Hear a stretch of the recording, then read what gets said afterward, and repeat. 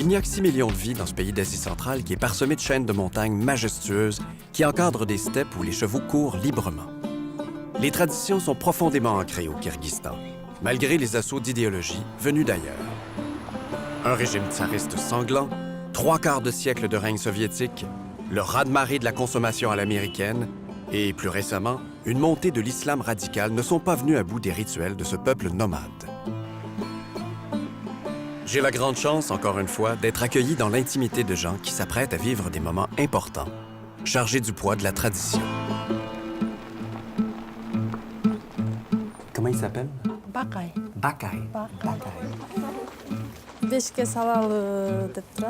On va organiser une fête qui s'appelle le bébé dans le berceau. C'est une ancienne tradition kirghize.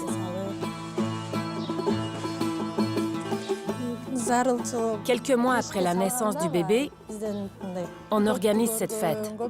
Ce sont des sages qui mettent le bébé dans le berceau pour la première fois.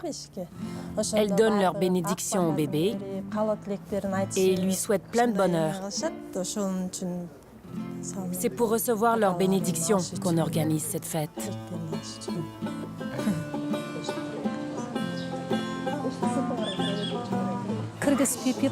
Les Kirghizes étaient nomades. Quand ils voyageaient d'un endroit à un autre, ils gardaient les bébés dans leur berceau parce qu'ils y étaient confortables et en sécurité, même quand il faisait froid ou chaud. Est-ce que c'est pour ça que vous faites les cérémonies dans la yourte, pour vous rappeler que vous étiez des nomades? Oui. Il y a plusieurs siècles, les gens habitaient dans des yourtes, l'hiver aussi. La yourte est la maison des Kirghizes.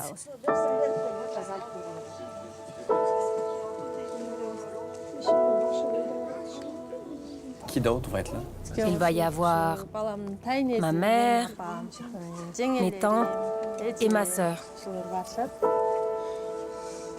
Selon la tradition, c'est la grand-mère maternelle du bébé qui doit préparer et offrir le berceau.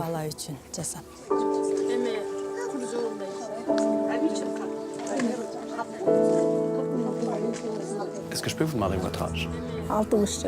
J'ai eu 60 ans au mois de mai. Je suis du signe du singe. Mais c'est pas la première fois que vous êtes grand-mère. Vous avez combien de petits-enfants? J'ai 12 petits-enfants. Mes enfants se sont mariés tard.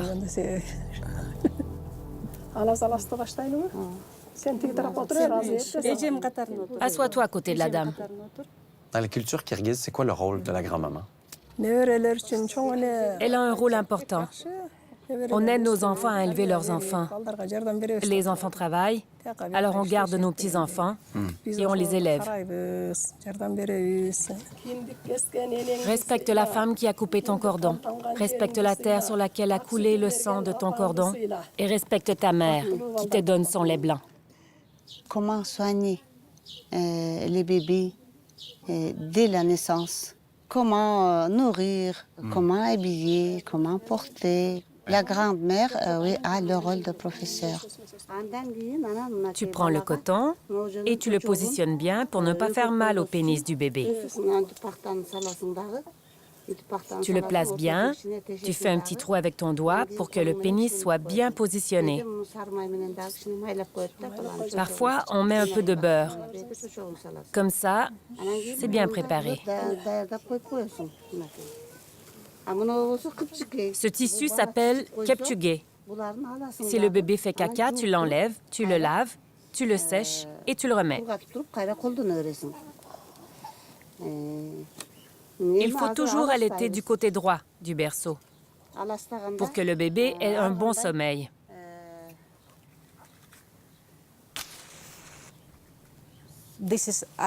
C'est du sapin et ça sent très bon. C'est aussi antiseptique.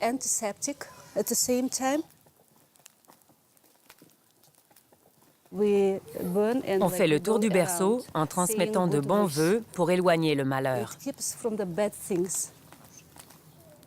Alas, alas, que le malheur t'épargne. Alas, alas, qu'aucun malheur ne te frappe. Que le bébé soit débrouillard, qu'il soit en bonne santé, qu'il vive longtemps. qu'il grandisse sain et sauf, entouré de sa famille et de ses proches, que son berceau lui apporte le bonheur, qu'il apporte ensuite des bébés à sa maison. Prends le feu et bénis les autres.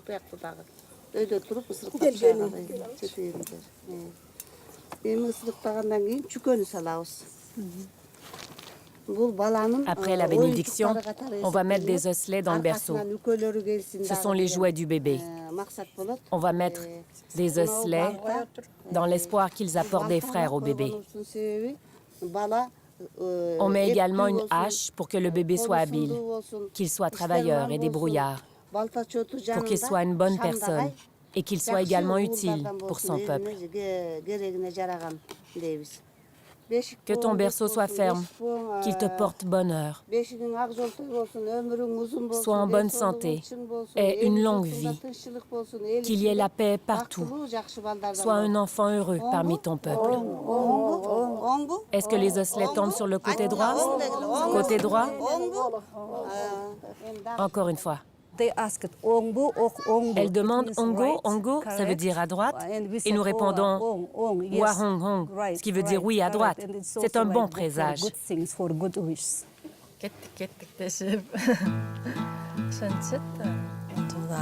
Elles ont mis des osselets parce que j'ai un garçon. Si c'est une fille, on utilise des bijoux, des boucles d'oreilles, des bagues, des colliers.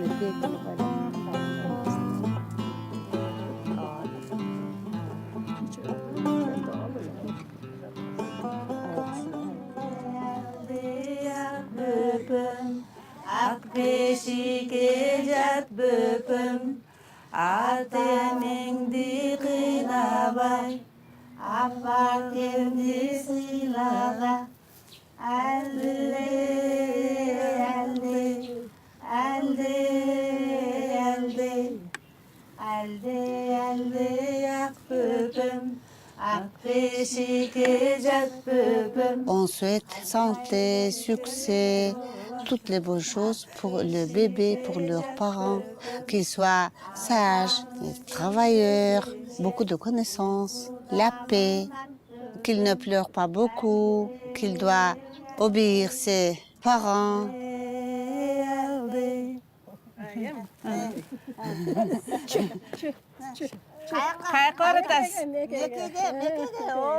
Je vais à la Mecque.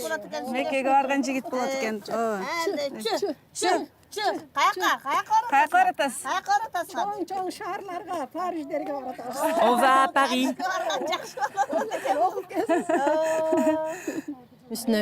Ma mère est à cheval sur le berceau. C'est pour que le bébé ait un bel avenir et qu'il voyage dans des pays lointains. Chez les Kirghizes, on dit « une aile de cheval est légère ». Alors on imite un cheval pour que le bébé puisse voler, comme un cheval ailé. On va à Moscou. Pourquoi vous lui souhaitez de voyager? Les Kirghizes voyageaient beaucoup. C'est pour qu'il aille dans les autres pays, pour étudier, pour voyager. Et ensuite, pour travailler.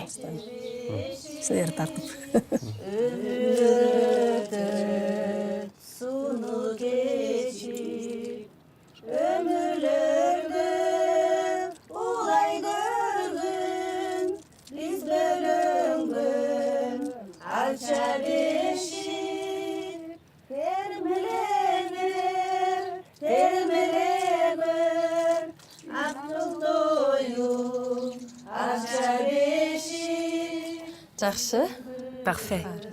Tout est parfait. Je suis émue. Très bien. Je me sens légère. C'était pareil pour mon premier bébé.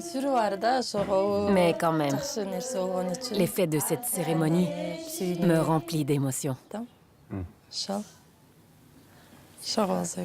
Алди алди ақ балам, ақ бешікке жат балам.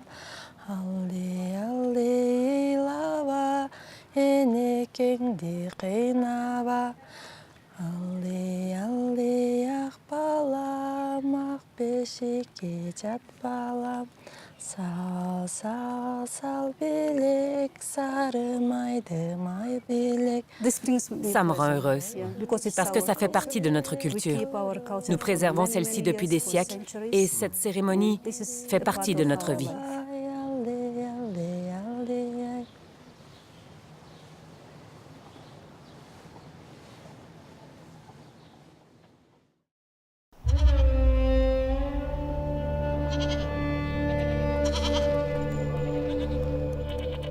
Le Kyrgyzstan est un immense pâturage et une grande partie de la population s'occupe des vaches, moutons et chevaux qu'on croise partout.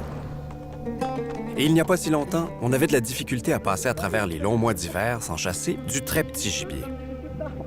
Et de génération en génération, on se transmet le maniement d'une arme très spéciale.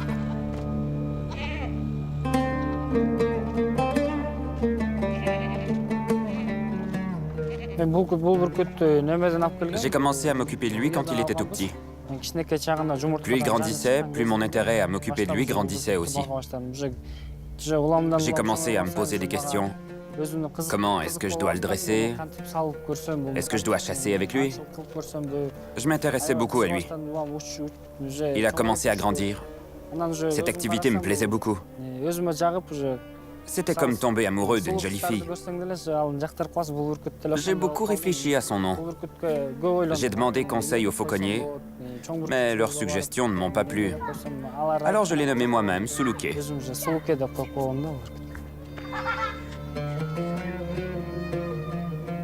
T'as été amoureux de ton aigle? Oui. Cet aigle est très important dans ma vie. Je me suis énormément impliqué à le dresser. Je n'imagine pas ma vie sans cet aigle.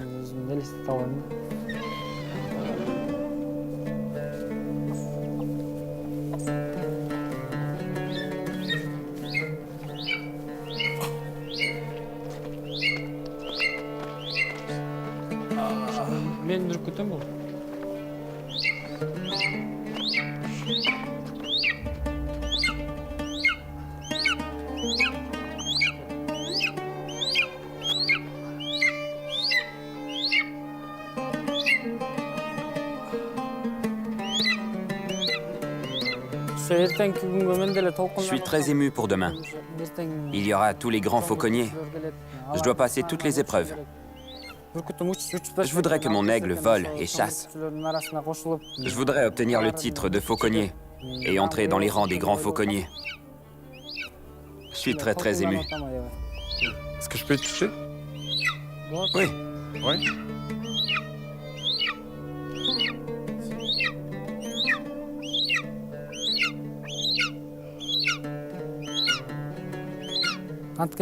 Parce que ce sont des fauconniers très expérimentés. Ils savent évaluer la capacité d'un aigle à chasser. Par exemple, je veux qu'ils le testent pour me dire si mon aigle est capable de chasser le renard ou le loup. Je veux également savoir jusqu'à quel point j'ai bien dressé mon aigle. Et je veux avoir leur bénédiction. Sans blague? Oh yeah.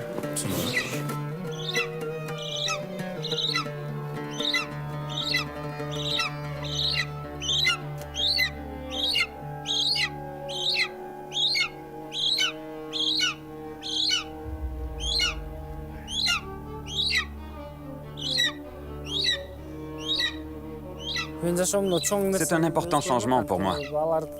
Ça me permettra de chasser avec les fauconniers expérimentés. Je sais pas ce que tu vas penser de moi, mais je trouve ça lourd. Est-ce que je peux le poser? Il pèse 7 kilos. En général, les aigles pèsent 12 kilos. Je vais te laisser te préparer mentalement pour demain. À quelle heure tu veux que je sois là? Demain vers 10 heures. On y va vers 10 heures. OK.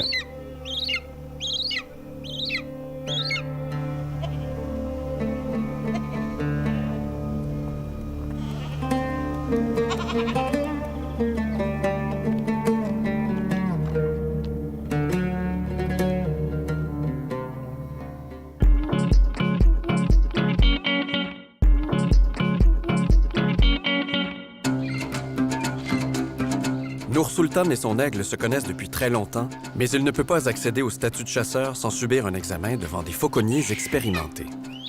Même s'il a déjà atteint l'âge de la majorité, c'est véritablement aujourd'hui qu'il devient un homme. Aujourd'hui, c'est un grand jour. C'est un jour important pour chaque fauconnier. Chacun de nous a attendu un jour comme celui-ci pour passer les épreuves, recevoir la bénédiction et être prêt à chasser seul.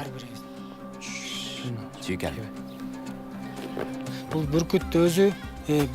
La chasse à l'aigle est une tradition kirghize ancienne, pratiquée par nos ancêtres. À l'époque, les fauconniers pouvaient nourrir tout un village avec la chasse à l'aigle.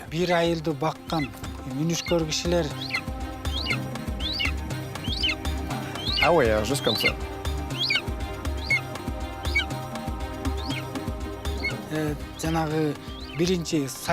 Après la chute de l'URSS, il n'y avait plus d'aide de l'État. Alors le nombre de fauconniers a diminué, parce qu'il fallait qu'ils se consacrent à une autre activité pour gagner leur vie.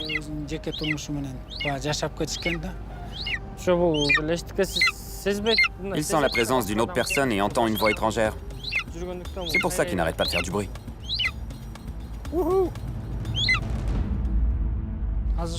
D'abord, on va échauffer les chevaux. OK. Les grands fauconniers arrivent dans quelques minutes. OK.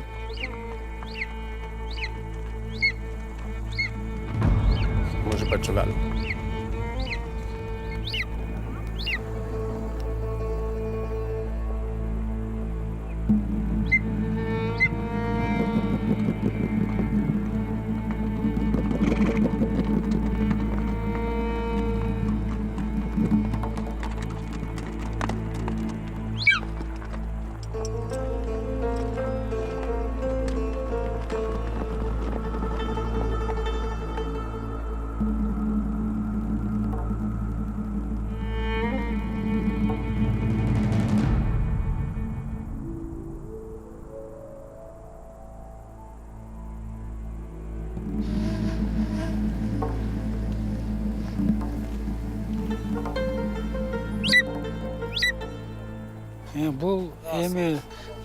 On évalue d'abord le jeune homme, son comportement, puis ensuite le degré d'obéissance de son aigle.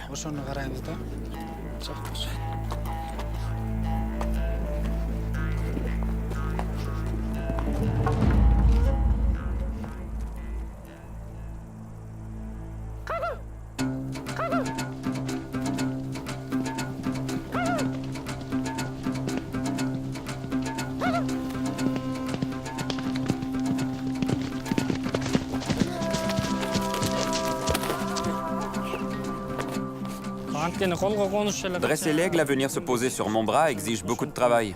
C'est pour ça qu'il a bien atterri sur mon bras. Avec le temps, il va encore s'améliorer et viendra se poser bien droit sur mon bras malgré le vent. C'est très bien pour une première fois. Je pense que c'est réussi. C'est quoi la deuxième épreuve? Deuxième épreuve, une personne à cheval va traîner une peau de renard. Et moi, je vais lâcher mon aigle du haut de la colline. S'il attrape la peau, il aura réussi la deuxième épreuve.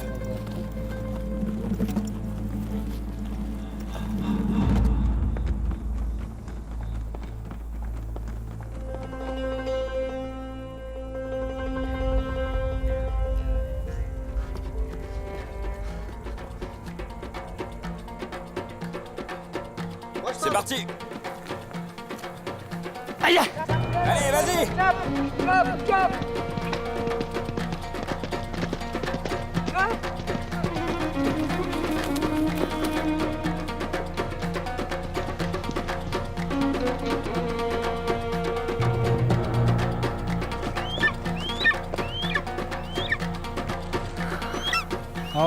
Ouais, je pense qu'il a réussi l'épreuve.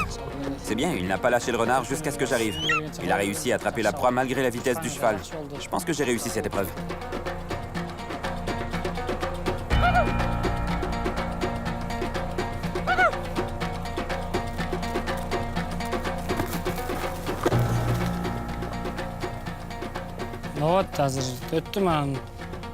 Oui, j'ai réussi les épreuves. Mais il faut écouter ce que vont dire les grands fauconniers. Je me sens bien. J'avais foi en mon aigle. Allons voir les grands fauconniers pour savoir leur verdict.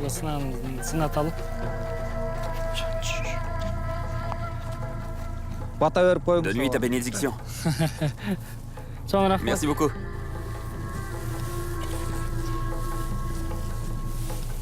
Donnez-moi votre bénédiction. Tu as réussi les épreuves. Je te félicite. Sois en bonne santé et soyez heureux, toi, tes parents et tes proches. Merci. Sois fort et deviens un grand fauconnier. Et transmets à ton tour le métier aux jeunes.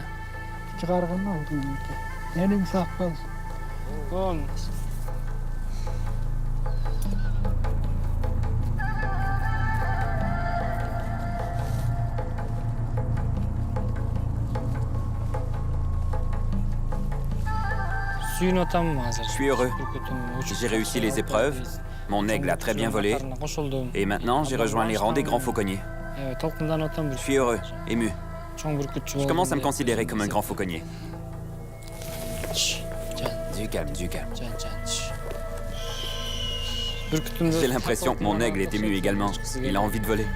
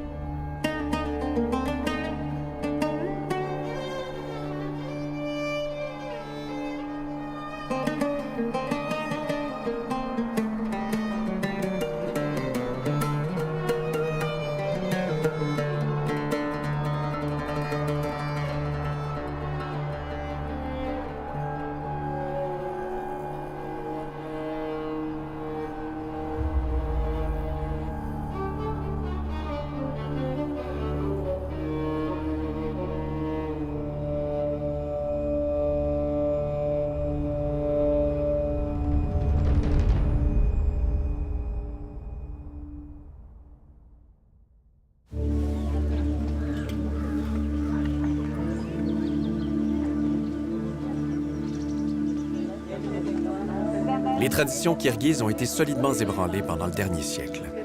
Mais des associations de femmes se sont constituées pour transmettre les connaissances ancestrales aux plus jeunes. Bonjour.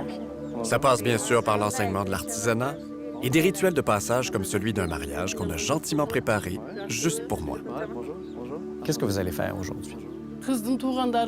Aujourd'hui, on va organiser avec nos proches et nos voisins ce mariage pour vous. On va vous montrer une des anciennes traditions kirghizes qui s'appelle l'adieu de la jeune fille. Aussi, quand on marie la jeune fille, il faut monter une yourte dans notre cour.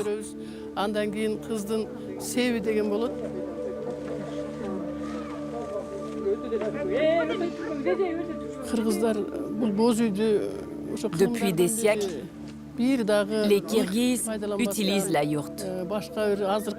Ils l'ont construit sans aucun clou ni ajout métallique.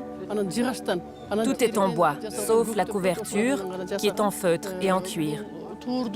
La couverture est en feutre de laine de mouton.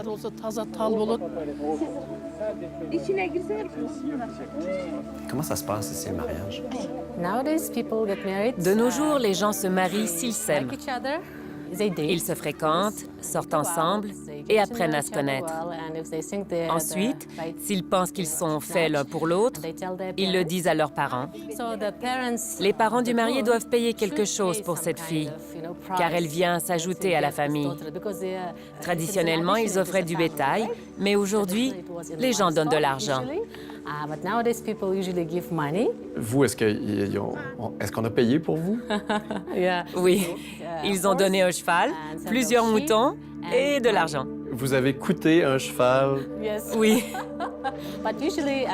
Mais d'habitude, l'argent ou le bétail donné aux parents de la mariée est utilisé pour préparer le trousseau. Ils font par exemple des tapis, un matelas, des tapisseries pour les murs, des ustensiles. En d'autres mots, l'argent revient à la même famille. OK. C'est un tapis qui vient de mon arrière-grand-père. Le tapis date du 19e siècle. Maintenant, il n'y a plus de broderie comme celle-ci. C'est les femmes du village qui ont fait tous ces tapis-là? Oui.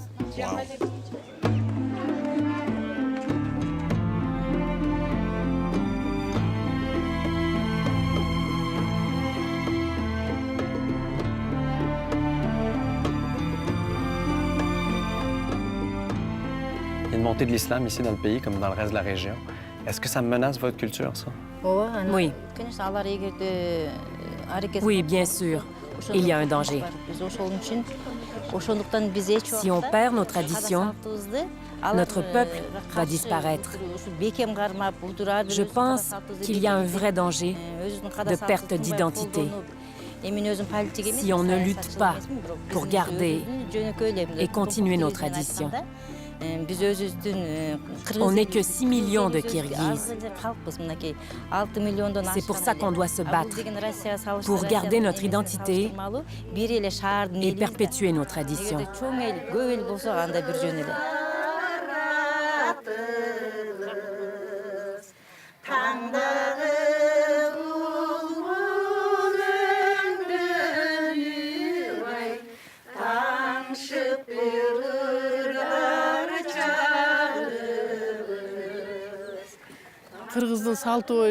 Il y a une tradition kirghize qui s'appelle faire souffrir la jeune fille, qui consiste à décoiffer ses 5 tresses qu'elle portait quand elle était fillette. Avant le mariage, on lui fait 2 tresses. Ensuite, nous mettons le tchükülü, le chapeau traditionnel sur sa tête, avec tous les bijoux. Ensuite, la maman, la grand-mère, les sœurs et les tantes viennent voir la jeune fille et lui font leurs adieux. Sa grand-mère, sa mère, ses tantes chantent les chansons d'adieu et la chanson dédiée à la future belle-mère.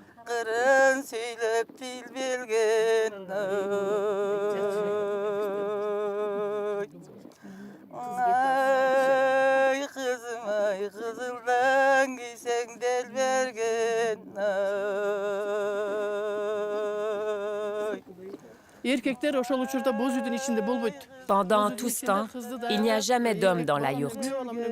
Seulement les femmes participent à cette étape de la cérémonie.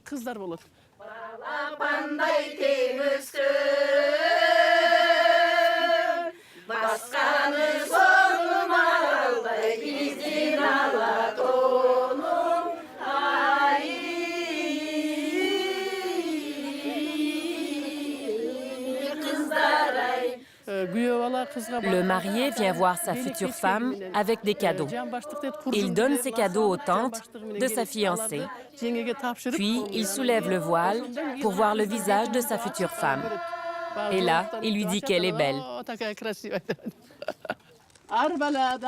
Allah Salas, soyez loin des malheurs.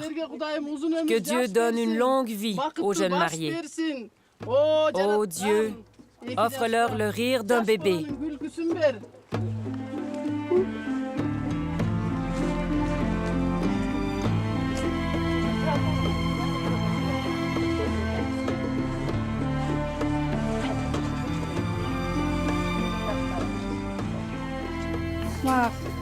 J'ai beaucoup aimé sortir de la yourte.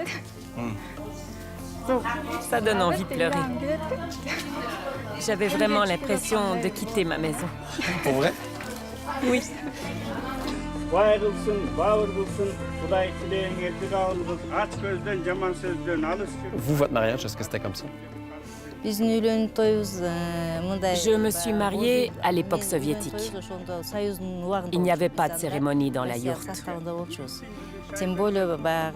À l'époque, on découvrait la culture des Russes. Alors, c'était intéressant pour nous. Et on suivait les règles.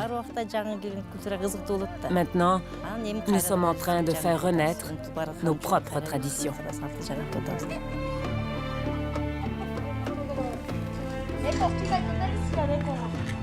Est-ce que si je vais voir un mariage kirghize, c'est ça que je vais voir tout le temps? Ou si des fois, il y a des mariages à l'occidental, comme chez moi? C'est une tradition kirghize de marier la jeune fille en organisant une cérémonie d'adieu. Après, ils font comme ils souhaitent pour organiser la suite du mariage. Par exemple, dans les restaurants. D'ailleurs, je m'en vais au mariage moderne de ma nièce et je vous invite. Nous avons déjà fait la première partie traditionnelle. Ben, j'accepte avec plaisir. C'est quand? Dans 2 jours. Dans 2 jours? Oui, 2 jours. Je vais être là.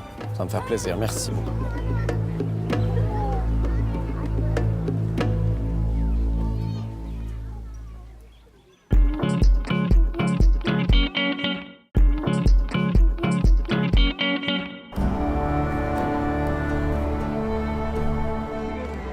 Deux jours après avoir assisté à la cérémonie traditionnelle du mariage, je m'en vais dans la capitale, Bishkek, pour assister à un second rituel, plus moderne.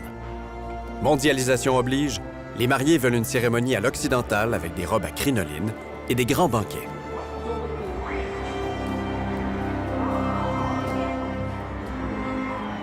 Vous avez déjà eu une cérémonie traditionnelle pour ce mariage-là. Pourquoi faire une deuxième qui est plus à l'occidental? Nous avons fini la cérémonie traditionnelle. Aujourd'hui, c'est une fête pour les amis des jeunes mariés.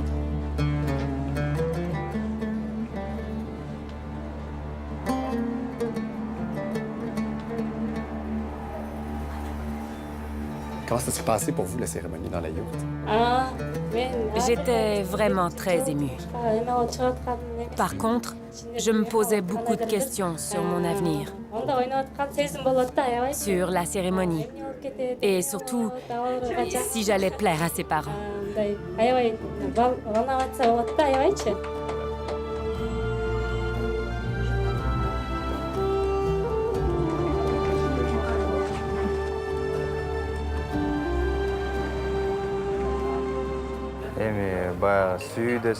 Les Russes disent que l'amour apparaît au premier regard.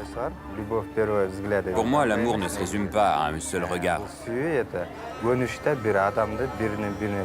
L'amour, c'est quand deux personnes se connaissent bien et s'habituent l'un à l'autre.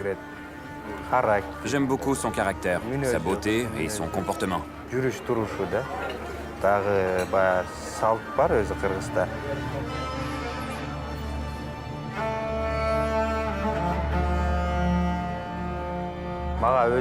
J'aurais préféré tout organiser selon la tradition kirghize, c'est-à-dire de venir sur des chevaux, d'inviter tout le monde dans une yourte. Mais comme il y a beaucoup d'invités, à peu près 300 personnes, il est plus pratique d'organiser cette cérémonie dans un restaurant.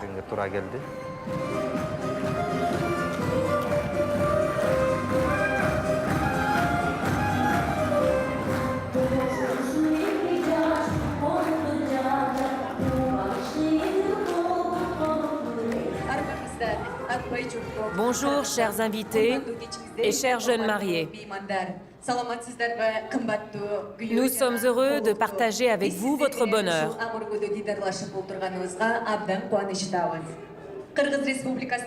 Au nom du service d'état civil de la République kirghize, je suis chargée de célébrer et d'enregistrer le mariage de Khombalek et de Guliza. Chers jeunes mariés, avant d'enregistrer solennellement votre mariage, j'ai une question. Êtes-vous prêts à être fidèles à votre amour et à accomplir votre rôle d'époux et de vivre ensemble pour la vie? Votre réponse? Oui. Et votre réponse? Oui.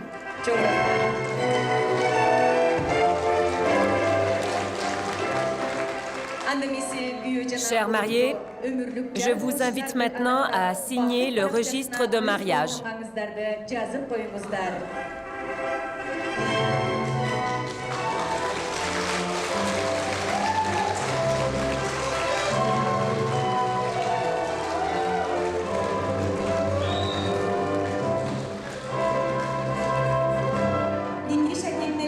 Vous pouvez échanger vos bagues.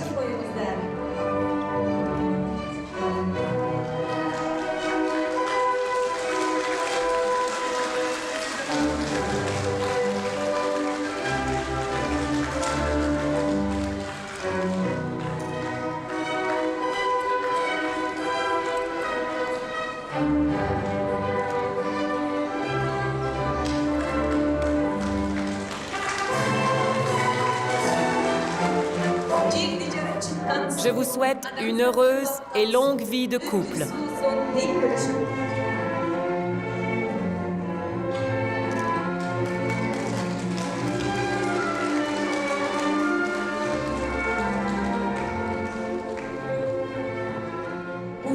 Je vous déclare maintenant mari et femme.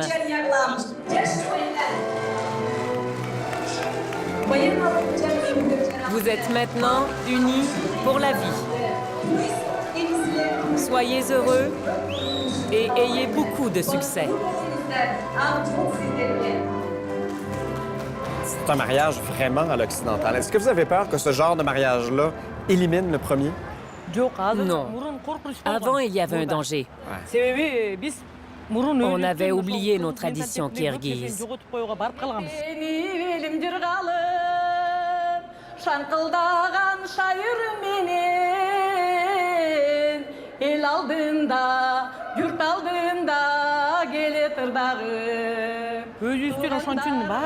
On a recommencé à montrer et à suivre nos traditions.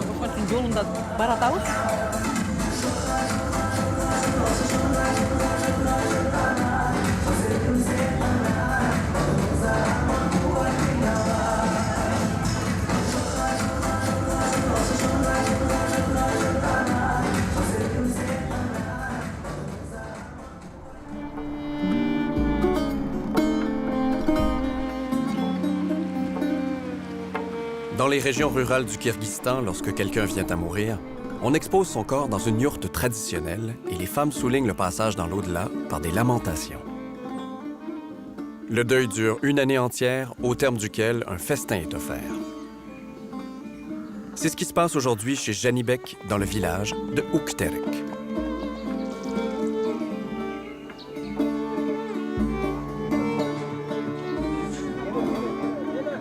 Vous avez perdu votre femme, mais ça fait un petit bout de temps quand même. Ça fait 1 an que ma femme est décédée après une opération. Nous avons vécu ensemble pendant 25 ans. J'ai un garçon et 2 filles. Je suis en train de commémorer la première année suivant son décès. C'est une tradition kirghize de commémorer la personne décédée 1 an après la mort. Ma femme avait 10 ans de moins que moi. C'était une personne très bien.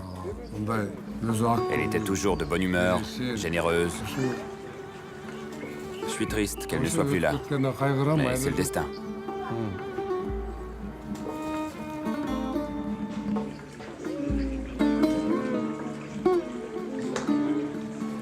Je veux agrandir ces photos. Là, elle a 25 ans. Sur celle-là, elle a 30 ans. Elle était belle, très belle. Nous avons bien vécu. Nous nous respections beaucoup l'un l'autre. Nous nous aimions beaucoup l'un l'autre. Beaucoup. Maintenant, j'ai un pincement au cœur quand je pense à elle. Je l'aimais beaucoup. Je n'arrive pas à oublier ma femme. Je l'aimais beaucoup.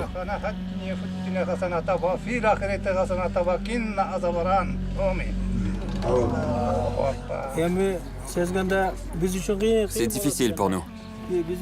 Très difficile. Même si ça fait 1 an, C'est difficile de l'oublier. À chaque fois que je pense à elle, j'ai envie de pleurer. On est tous tristes pour elle.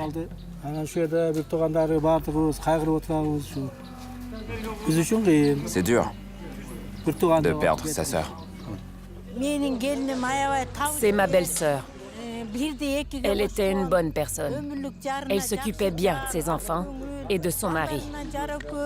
Ils étaient heureux. Je suis triste de voir ses filles, son garçon et son mari qui ont de la peine. J'ai mal au cœur. Ses enfants sont grands. Ses filles ne sont pas encore mariées. Son fils non plus. Je regrette tout ça.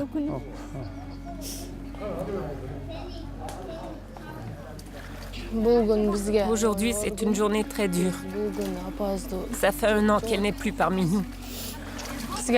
Notre mère était plus précieuse que l'or. On ne la retrouvera jamais.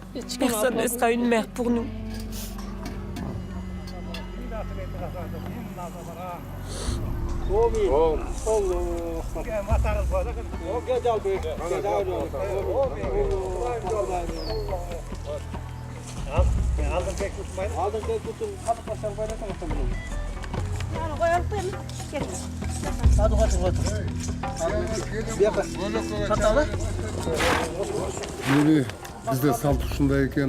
C'est une tradition de sacrifier un grand animal et de commémorer avec tous les proches.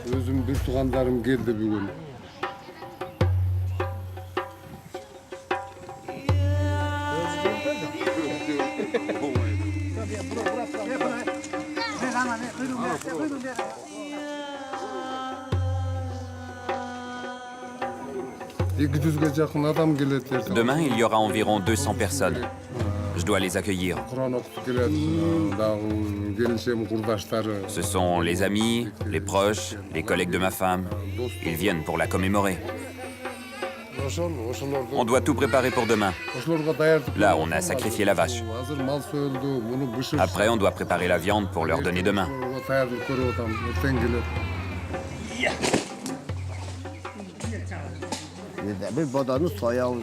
On prépare la viande pour les invités.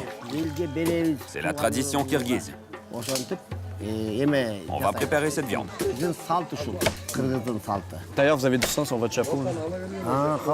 J'ai découpé la viande. C'est pour ça qu'il est taché de sang. Je vais le laver après. Et je vais le remettre ensuite.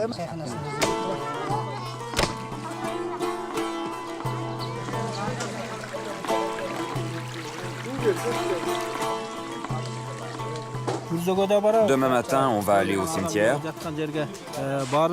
On va faire la commémoration auprès de la tombe, puis revenir ici. On va prier pour elle. Je vous laisse continuer à vous reposer. Tu veux te reposer? Tu vas te reposer. Oui. Merci bien, mon homme. Merci bien, mon homme.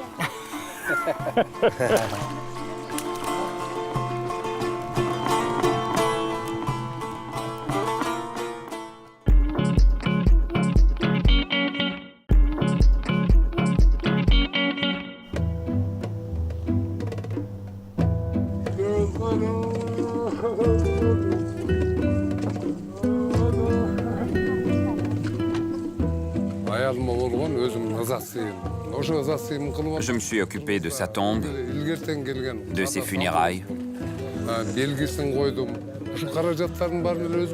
Il a fallu que je travaille beaucoup pour payer ça. Mais heureusement, mes proches m'ont un peu aidé.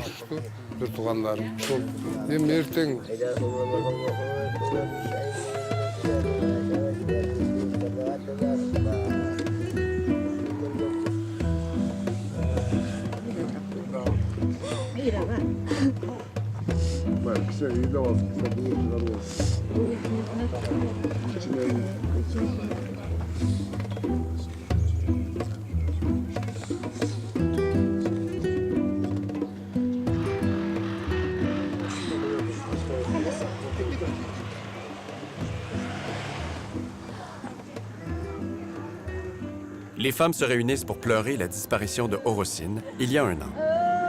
Mais c'est la dernière fois qu'elles expriment publiquement leur douleur.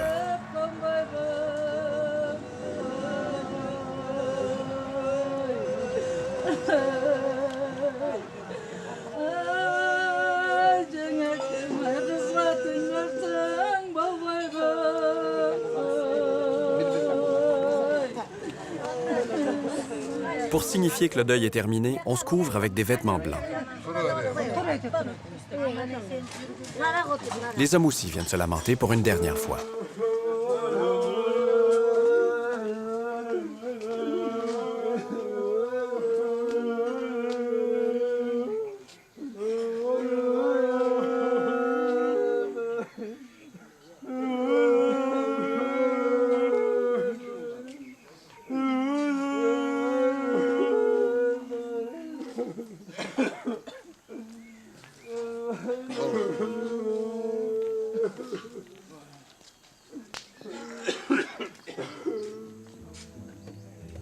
Après, c'est fini. Tout le monde passe à une autre étape de sa vie.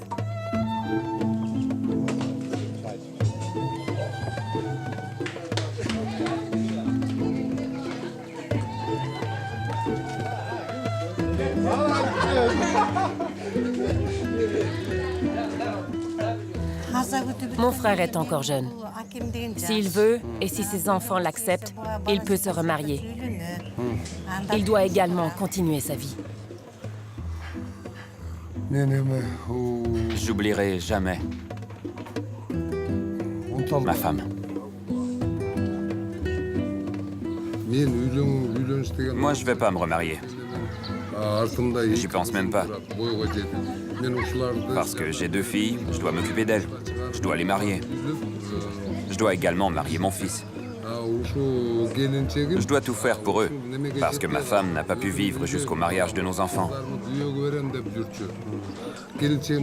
Maintenant, c'est à moi de continuer le travail de ma femme. Je ferai tout mon possible pour mes enfants.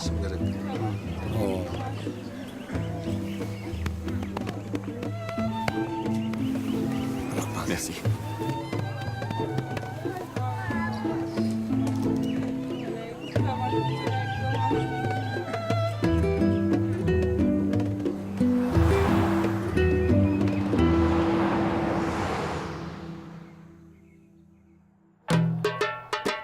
Ce n'est pas trop difficile de s'imaginer que la vie continue après la mort d'un proche quand on se retrouve devant ce paysage qui n'a pas bougé depuis des siècles. Je laisse derrière moi tous ces gens qui perpétuent des rites malgré les pressions de l'extérieur, mais je les emporte aussi en pensée. J'espère que cette heure vous a plu. Merci de l'avoir partagée avec moi. Pour en savoir plus, rendez-vous sur notre site web ou sur les réseaux sociaux.